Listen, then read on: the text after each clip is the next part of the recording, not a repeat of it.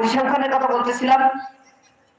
নবী সাল্লাল্লাহু আলাইহি ওয়াসাল্লাম তার জীবনে যতগুলো যুদ্ধ পরিচালনা করেছেন, তার সমকালীন সময়ে যতগুলো যুদ্ধ হয়েছে নবীজি বেঁচে থাকতে,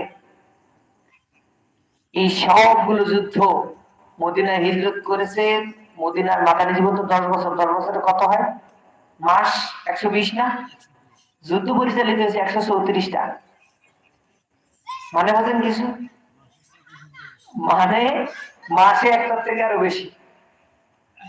তাহলে শুনে মনে হয় যে কত রক্তপাত হয়েছে। এই টোটাল যুদ্ধে মুসলিম এবং অমুসলিম মিলে নিহতের সংখ্যা 2000 ক্রস করেনি।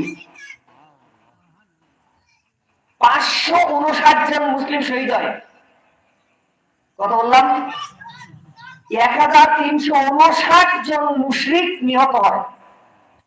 তাহলে 13 আর 5 18, আর 60ই ধরেন, 60 দুগুণে 120, 1920 তার 2 বাদ দেন, 1918, 1918 জন মানুষের প্রাণের বিনিময় রাহমাতুল্লিল আলামিন একটি ইউনাইটেড ওয়েলফেয়ার ইসলামিক স্টেট রেখে গেছিলেন, এবং তিনি বলে যেতে পেরেছিলেন খয়রুল কুরুনি করনি, আমার যুগটা হলো ইতিহাসের সেরা যুগ। সুবহানাল্লাহ বলেন।